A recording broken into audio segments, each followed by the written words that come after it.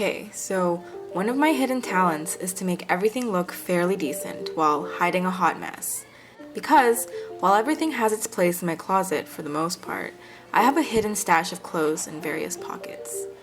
Like the very ends of my closet, here and here, stuff hanging on my door, stuff hidden behind my bags, stuff hidden in my bags, and some more stuff stuffed in a basket. I'm going to clean all of it today and take you through my process. I always start by vacuuming. My process involves a lot of throwing and tossing clothes on the floor, so I figure it's better if it's clean. Fortunately, I have a pretty big room with tons of floor space, so I'm showing it off here. I also clear out my bed because I use the konmari method, which I'll go over soon. Oh, and before I start, I wanted to share some tips for what I use to organize my stuff. If you can afford them, getting matching hangers really changes the game because it makes your closet look so much more organized and uniform. I personally like the look of wooden ones and got these at the Container store. These cascading metal hangers are great for saving space, especially if you have a smaller closet or need to hang off-season clothing. Just look at the difference between my clothes hung on these versus when they're hung normally. And if you can get hangers for your door, these can also help with some space and make your doors look less empty. I like to hang my bags and belts on this. And lastly, I like to have this hanging bar for my pants. It helps double the space, and I think pants look better to the ground than hanging alongside your shirts. But that might just be me. So, as I've mentioned, I like to use the konmari method, which involves taking out all the items of clothing you own and piling them on your bed. Again, all the items of clothing you own. This also means getting out clothes that are hidden, so I guess I'll have to expose my hoard now. Here we have a suitcase within a suitcase with some clothes shoved in. Most of these are clothes I probably regret purchasing and shoved out of sight. I also have clothes in this bag and this one.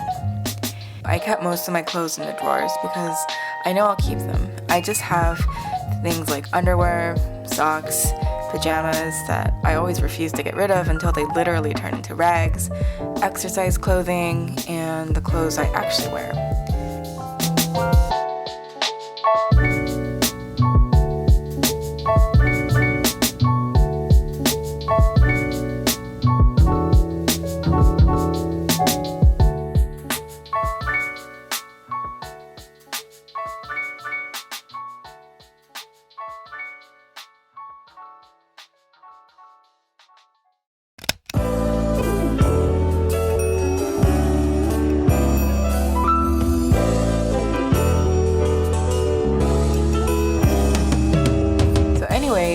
The process is basically just to toss everything onto the bed and then making decisions about what to keep or not.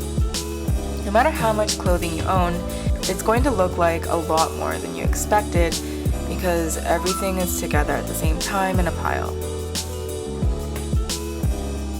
There's always something scary and cathartic about this process. Okay.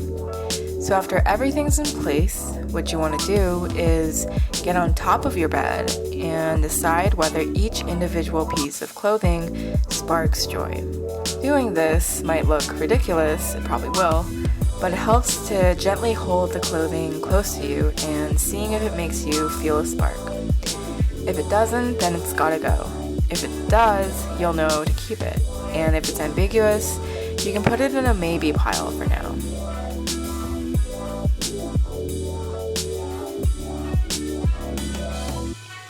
And eventually, you'll have piles of stuff on the floor that I forgot to film, except for a maybe pile that's left on the bed. To deal with this, I find it easier just to try on the clothing and see what happens. Sometimes, things just don't fit right, or you don't like the way it looks, or you're baffled at how you could have ever purchased it in the first place. I always end up getting rid of jean jackets, no matter how many times I think I'll like them, cardigans, and sweaters. And I keep forgetting that I don't like wearing miniskirts, or skirts in general for the most part. But sometimes I remember that I like certain items and think they look alright. It might also help to take a picture of yourself wearing the item of clothing to see if it's photogenic or not. Some things you might never be able to get rid of. For me, that item is an oversized hoodie that I inherited from my mother. It's almost as old as I am, and it's the most comforting thing I own. Okay, so after all of that, here's what I ended up with. And here's what I got rid of.